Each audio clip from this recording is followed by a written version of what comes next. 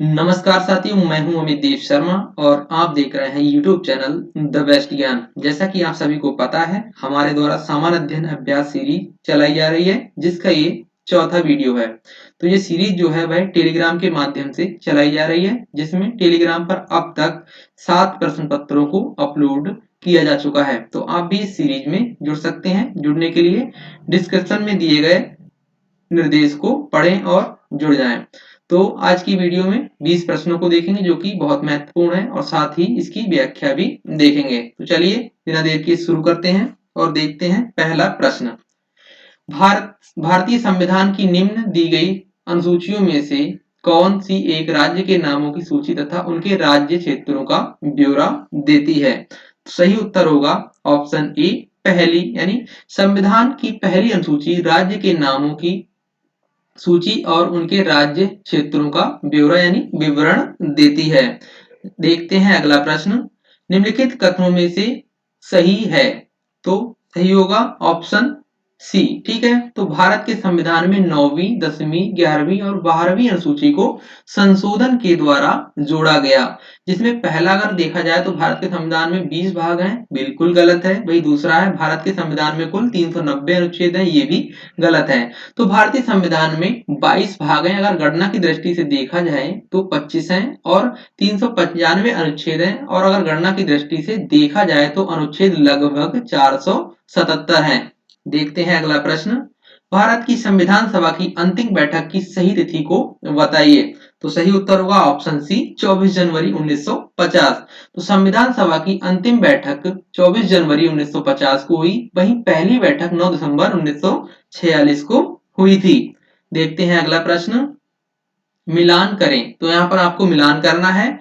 तो इसका ऑप्शन जो कूट है वह सी सही होगा, यानी केंद्र सूची है वह जनगणना से मिलान होगा इसका। ठीक है, वहीं बी ऑप्शन में दिया हुआ है क्या है, राज्य सूची, ये पुलिस और सार्वजनिक व्यवस्था इसमें है राज्य सूची में। वहीं समवर्ती सूची का जो विषय है वह क्या है, फोर्थ, यानी जनसंख्या नियंत्रण और परिवार नियोजन। अगर डी ऑप्शन की बात करें अवशिष्ट विषय, तो इसके अंतर्गत क्या आता है, अंतरिक्ष अनुसंधान। देखते हैं भाई अगला प्रश्न। दल बदल संबंधित अनुसूची कब जोड़ी गई? सही उत्तर होगा ऑप्शन डी, 1985। तो वर्ष 1985 में दल बदल संबंधित अनुसूची को जोड़ा गया। देखते हैं अगला प्रश्न। संविधान की उद्देशिका के संबंध में निम्न कथनों पर विचार कीजिए और दिए गए कूट की सहायता से बताइए कि इनमें से कौन सही है। तो पहला प्रश्न कूट पढ़ते हैं यहाँ पर। पंडित नेहरू द्वारा प्रस्तुत ऑब्जेक्टिव प्रस्ताव अंतर्गोत्वा उद्देशिका बना, यह बिल्कुल सही है। इसकी प्रकृति न्याय योग्य नहीं है, भाई ये भी सही है।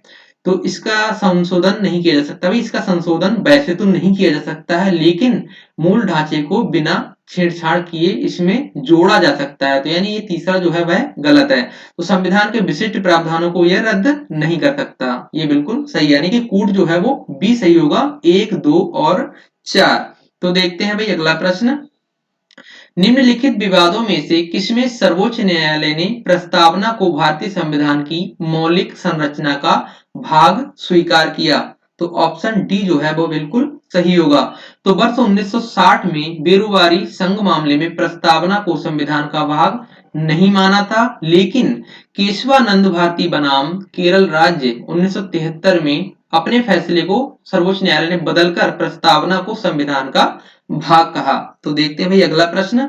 भारतीय संविधान के उद्देश्यों में से एक के रूप में आर्थिक न्याय का किसमें उपबंध किया गया है? सही उत्तर होगा ऑप्शन बी, उद्देशिका और राज्य के नीति निर्देशक तत्व में। अब देखते हैं अगला प्रश्न।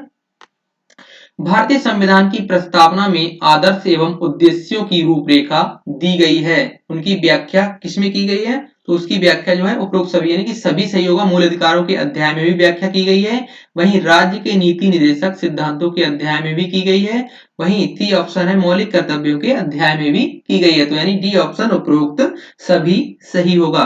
देखते हैं अभी अगला प्रश्न। एक राज्य को संघ में सम्मिलित करने अथवा नए राज्य की स्थापना करने की कार्यपालिका शक्ति निम्नलिखित में से किसे प्राप्त है? ऑप्शन ए सही होगा, संसद को। तो एक राज्य को संघ में सम्मिलित करने अथवा राज्यों की स्थापना की कार्यपालिका शक्ति संसद को प्राप्त है। देखते हैं अगला प्रश्न, एक नया राज्य बनाने में संवैधानिक संशोधन के लिए कैसा बहुमत चाहिए? ऑप्शन ए बिल्कुल सही होगा, साधारण। तो संसद साधारण बहुमत के द्वारा नए राज्यों का निर्माण कर सकती है। देखते हैं अगला प्रश्न, भारत में संघ राज्यों का प्रशासन होता है राष्ट्रपति द्वारा, यानी ऑप्शन डी बिल्कुल सही होगा। देखते हैं अगला प्रश्न, किस संविधान संशोधन द्वारा दिल्ली को राष्ट्रीय राजधानी का दर्जा दिया गया? ऑप्शन सी सही होगा, 69वां। तो 69वें संविधान संशोधन 1991 के तहत दिल्ली को राष्ट्रीय राजधानी का दर्जा प्रदान किया गया।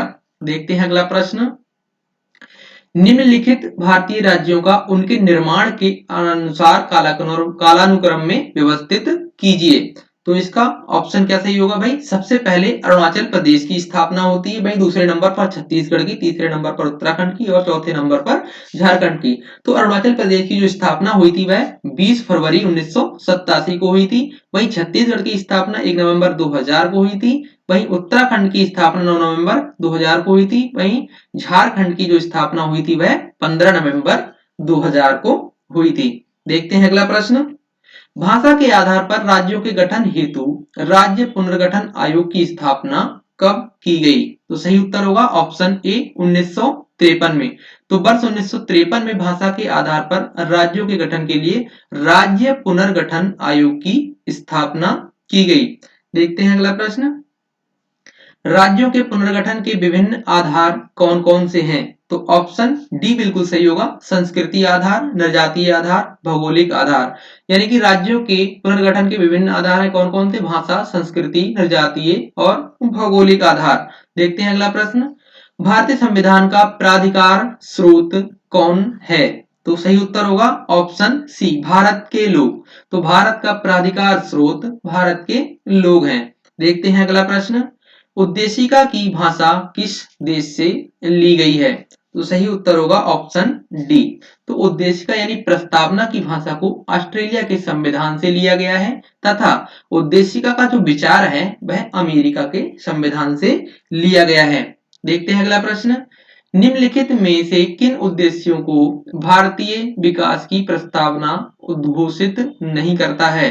तो सही उत्तर होगा ऑप्शन डी, अंतरराष्ट्रीय शांति और सुरक्षा की अभिवृद्धि। देखते हैं अगला प्रश्न, निम्नलिखित में से कौन सा शब्द भारत के संविधान की उद्देशिका में नहीं है? तो सही उत्तर होगा ऑप्शन डी, लोक कल्याण। तो जो लोक कल्याण शब्द है वह भारत की संविधान की प्रस्तावना में नहीं है। तो देखते हैं भाई, आज की वीडियो में बस 20 प्रश्न यही थे और मिलते हैं नेक्स्ट वीडियो में। अगर आप भी इस सीरीज को ज्वाइन करना चाहते हैं तो हमारे टेलीग्राम चैनल को ज्वाइन कर लें, तो डिस्क्रिप्शन में इसका लिंक भी दिया हुआ है। मिलते हैं नेक्स्ट वीडियो में, तब तक के लिए धन्यवाद, जय हिंद।